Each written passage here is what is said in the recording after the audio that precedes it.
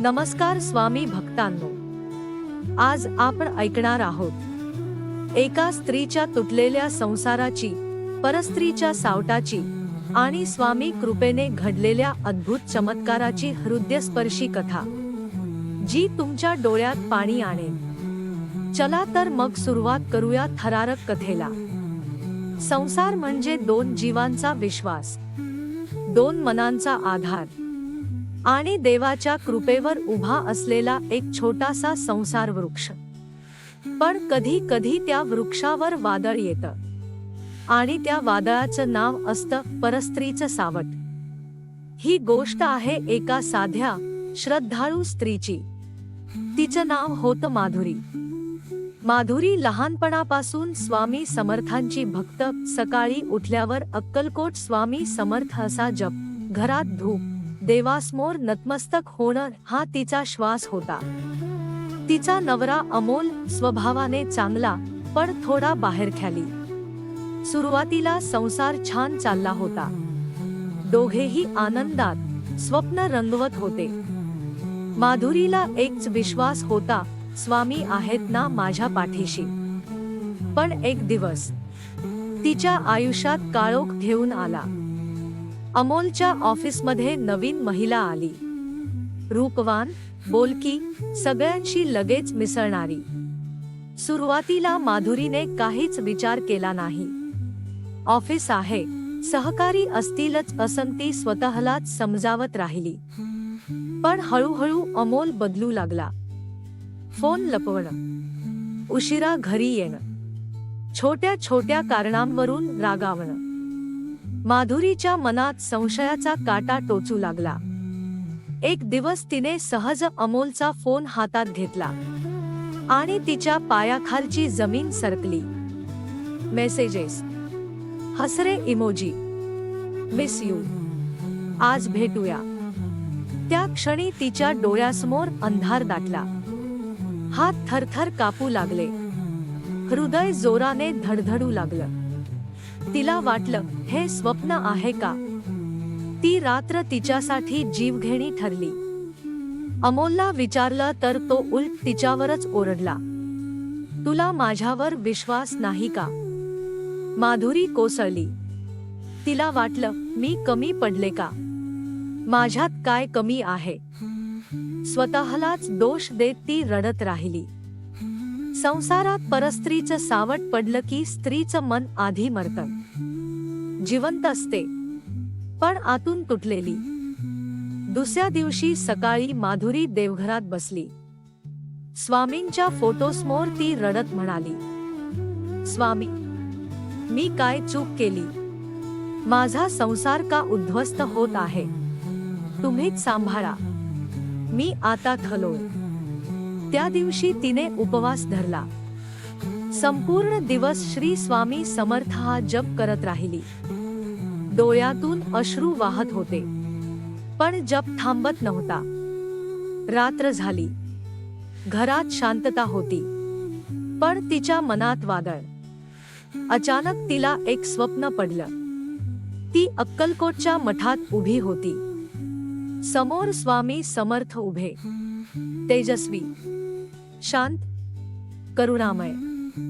स्वामी तिच्याकडे पाहून म्हणाले, घाबरू नकोस, संकट हे तुझी परीक्षा आहे। विश्वास ठेव, सत्याचा विजय होईल। माधुरी दचकून उठली। हृदयात एक वेगळीच शांतता होती, जणू कुणीतरी तिच्या डोक्यावर हात ठेवून म्हणालं, मी आहे। त्या दिवसापासून तिने ठरवलं, रडायचं नाही, कोसळायचं नाही, स्वामींच्या नावाने उभी राहायचं। ती दर गुरुवारी मठात जाऊ लागली। 11 माळा जप, स्वामींच्या नामस्मरणात अश्रू अर्पण। हळूहळू तिच्या चेहऱ्यावर पुन्हा तेज दिसू लागलं। दरम्यान अमोल आणि त्या महिलेचं नातं वाढत होतं। घरात वाद, तणाव, थंडपणा। एक दिवस तर अमोलने स्पष्ट सांगितलं, मला थोडा वेळ हवा आहे। हे शब्द ऐकून माधुरीच्या पायाखालची जमीनच सरकली।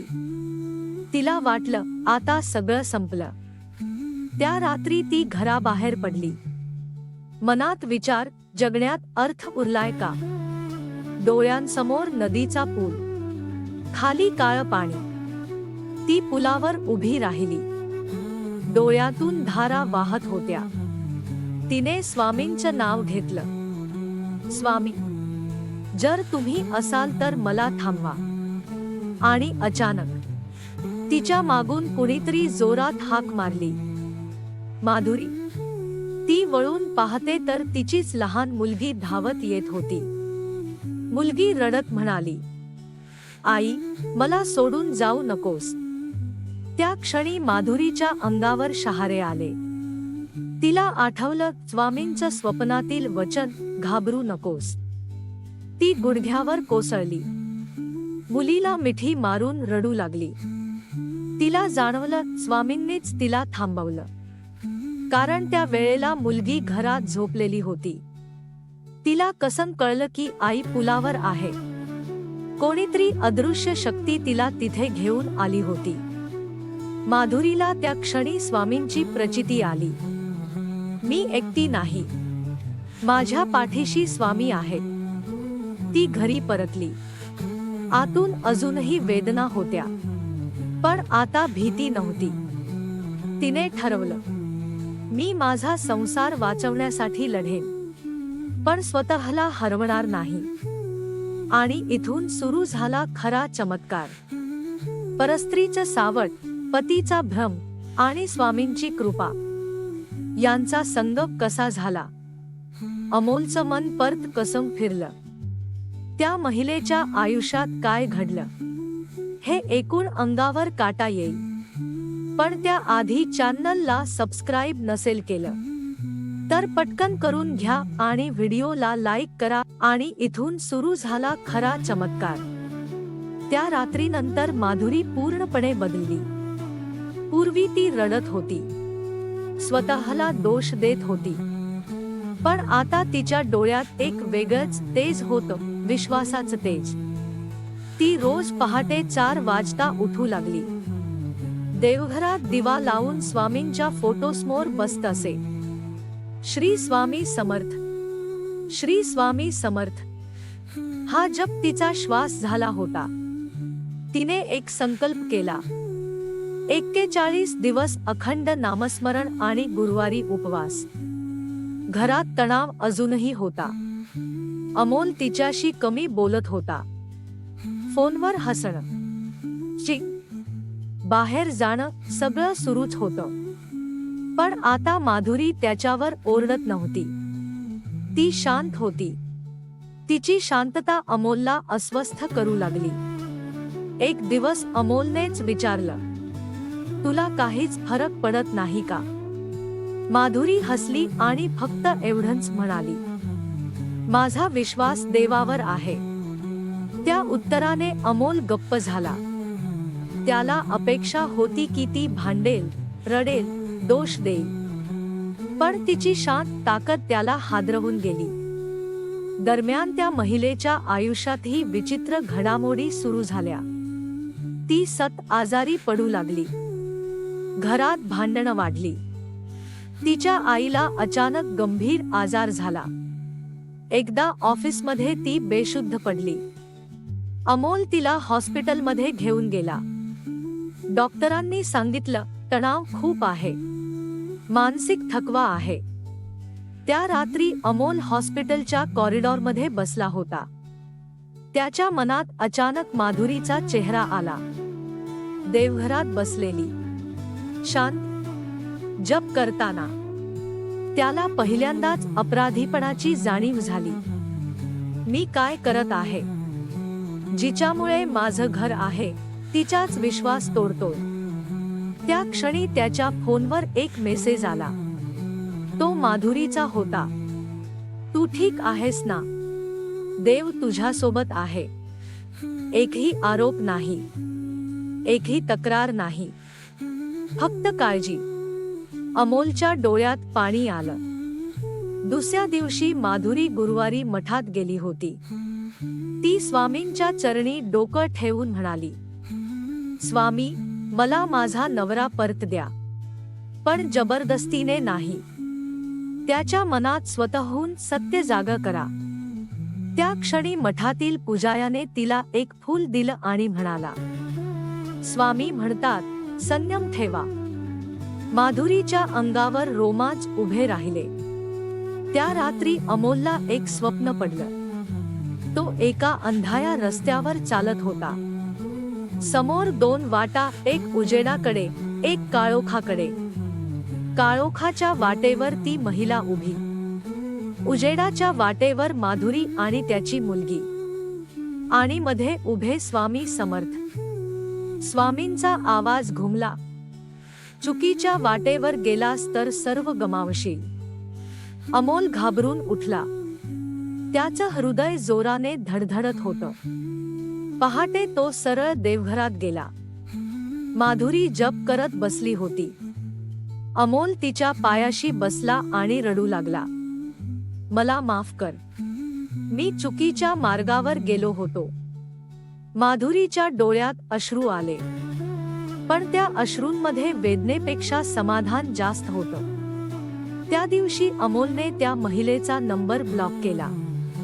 ऑफिसमध्ये स्पष्ट सांगितलं, हे नातं चुकीचं आहे.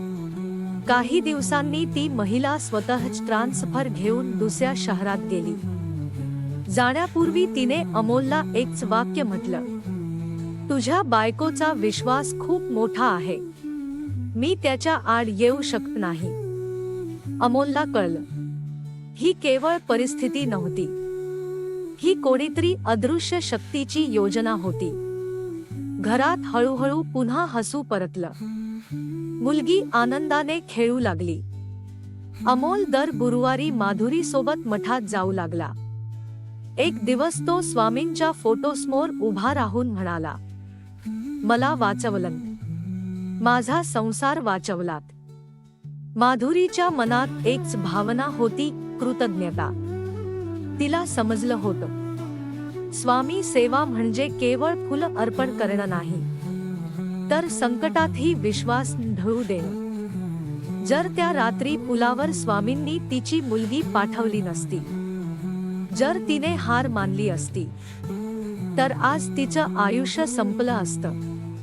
पण स्वामींनी तिला थांबवलं, तिला संयम दिला, आणि योग्य वेळ आल्यावर सत्य स्वतः उघड केलं. आजही माधुरी सांगते, परस्त्रीचं सावट भयंकर असतं, पण देवावरचा विश्वास त्याहून मोठा असतो. हा अनुभव तिच्यासाठी जीवघेणा होता, पण त्याच अनुभवाने तिला स्वामींची खरी प्रचिती दिली.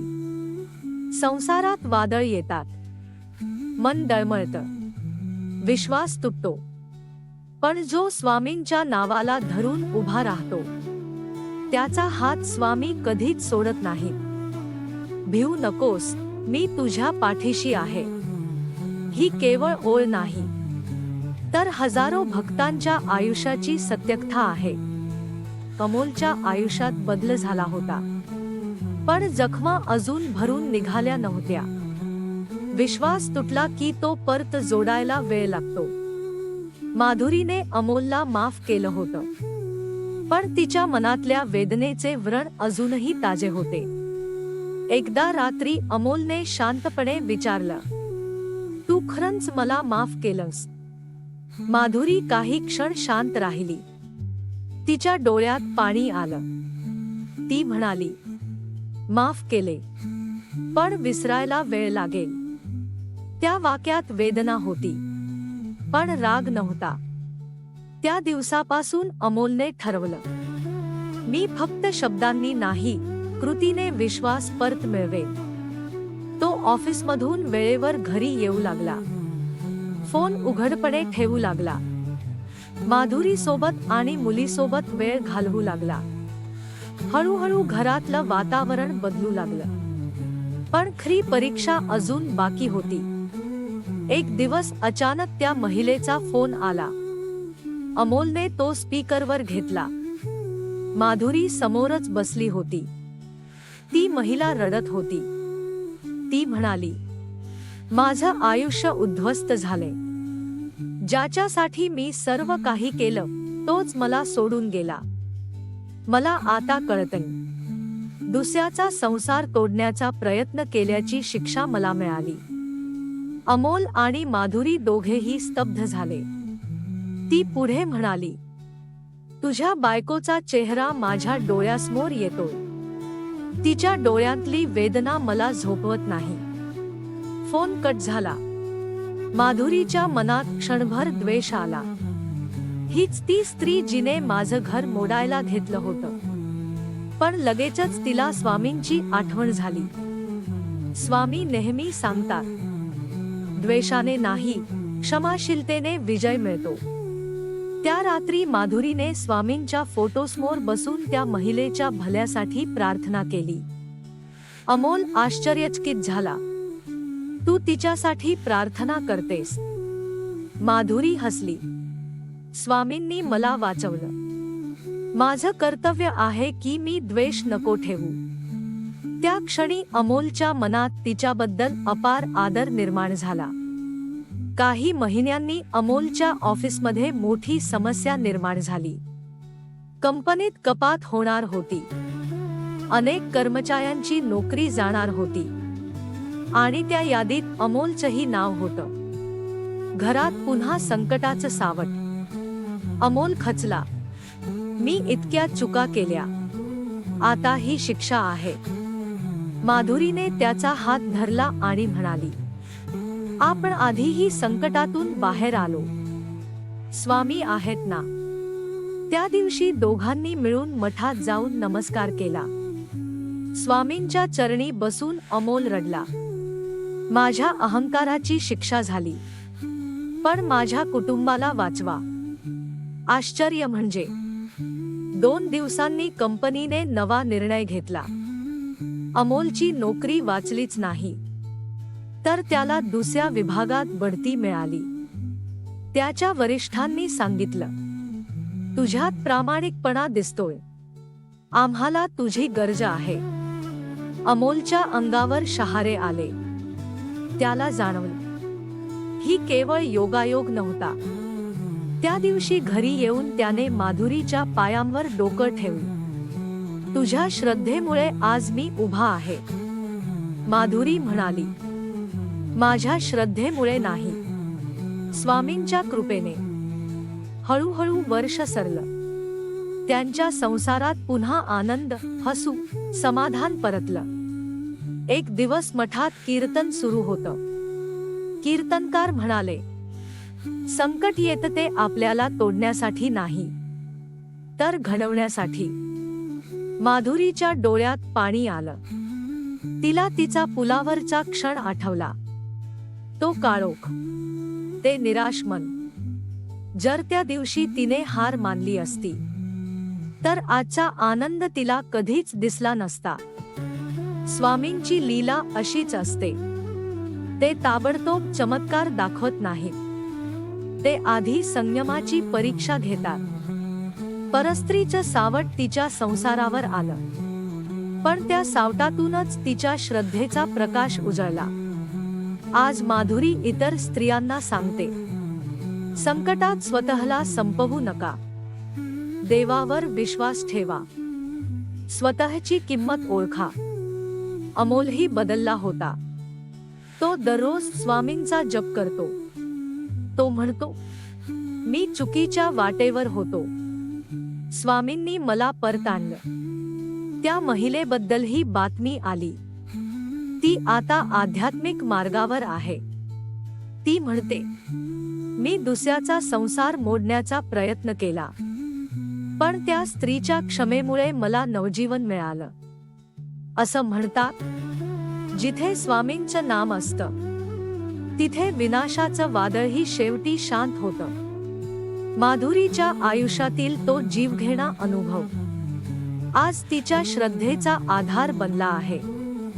ती अजूनही रोज पहाटे उठून जप करते, श्री स्वामी समर्थ. कारण तिला माहित आहे, संसारात कितीही वादळ आली, तरी तिच्या पाठीशी एक अदृश्य हात आहे, आणि त्या हाताचं नाव आहे श्री स्वामी समर्थ. काळ पुढे सरकत गेला. जखमा हळूहळू भरून आल्या. पण त्या जखमांनी शिकवलेला धडा मात्र कायमचा हृदयात कोरला गेला. माधुरी आणि अमोलचा संसार आता पूर्वीपेक्षा अधिक मजबूत झाला होता. कारण तो केवळ प्रेमावर नव्हे, तर परीक्षेतून सिद्ध झालेल्या विश्वासावर उभा होता. एक संध्याकाळी दोघेही गच्चीवर बसले होते. मुलगी खाली खेळत होती.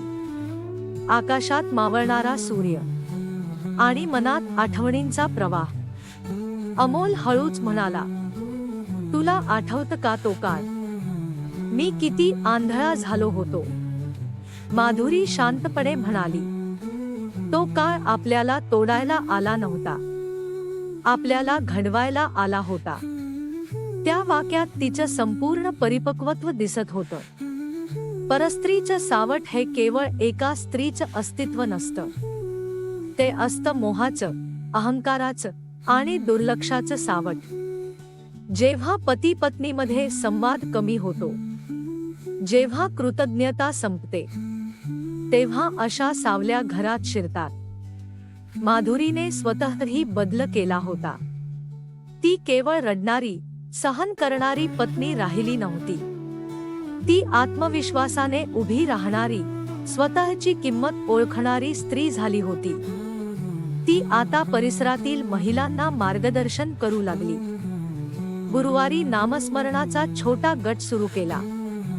ती त्यांना सांगायची, स्वामी सेवा म्हणजे केवळ संकटात देवाला हाक मारणं नाही.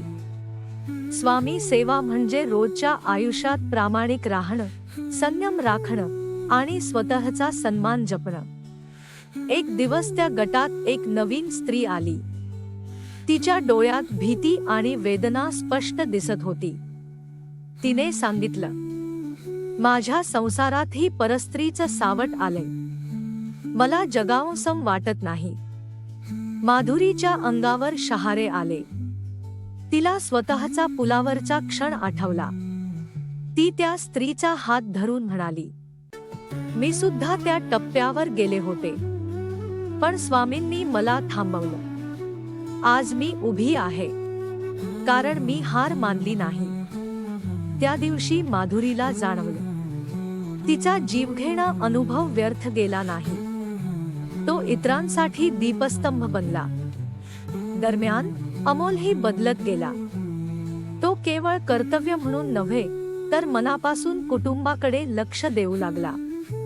तो म्हणायचा, मला दुसरी संधी मिळाली. ही स्वामींची कृपा आहे. 1 वर्ष पूर्ण झालं. त्या दिवशी माधुरी आणि अमोल अक्कलकोटला गेले. मठात गर्दी होती. घंटानाद, धूपाचा सुगंध आणि भक्तांच्या ओठांवर एकच नाव, श्री स्वामी समर्थ. माधुरीने स्वामींच्या चरणी डोकं ठेवलं. डोळ्यातून अश्रू वाहत होते. पण या वेळी ते दुःखाचे नव्हते, ते कृतज्ञतेचे होते. ती मनोमन म्हणाली, स्वामी, तुम्ही माझा संसार वाचवला. पण त्याहून मोठं म्हणजे तुम्ही मला स्वतःपासून वाचवलं. कारण त्या पुलावर उभं असताना ती केवळ संसार हरवत नव्हती, ती स्वतःलाही हरवणार होती. स्वामींची खरी कृपा म्हणजे काय? चमत्काराने समस्या मिटवणं, की संकटात आपल्याला योग्य निर्णय घेण्याची ताकद देणं? माधुरीला उत्तर मिळालं होतं. स्वामी संकट दूर करत नाहीत, ते आपल्याला संकटातून पार जाण्याची शक्ती देतात. घरी परतल्यावर एक दिवस अमोलने मुलीला विचारलं, तुला आठवतं का तू त्या रात्री आईकडे कशी आलीस? मुलगी निरागसपणे म्हणाली, मला वाटलं कुणीतरी म्हणालं, जा आईला बोलाव, म्हणून मी गेले. माधुरी आणि अमोल एकमेकांकडे पाहू लागले. त्या क्षणी त्यांच्या अंगावर पुन्हा एकदा रोमांच उभे राहिले. त्यांना समजलं, त्या आवाजाचं नाव होतं स्वामी. आज त्यांच्या घरात एक नियम आहे. दररोज रात्री झोपण्याआधी तिघे मिळून 11 वेळा जप करतात, श्री स्वामी समर्थ. कारण त्यांना माहित आहे, संसारात मोह येतील, परीक्षा येतील, पण नावात शक्ती आहे. परस्त्रीचं सावट त्यांच्या आयुष्यात आलं होतं, पण त्या सावटाने त्यांच्या श्रद्धेचा सूर्य अधिक तेजस्वी केला. ही कथा केवळ एका स्त्रीची नाही. ही कथा आहे विश्वासाची. ही कथा आहे संयमाची. ही कथा आहे क्षमाशीलतेची. आणि सर्वात महत्त्वाचं, ही कथा आहे स्वामी कृपेची. जर तुमच्या आयुष्यातही असं वादळ आलं असेल, तर हार मानू नका. स्वतःला कमी समजू नका. देवावर विश्वास ठेवा आणि स्वतःवरही. कारण शेवटी सत्याचाच विजय होतो.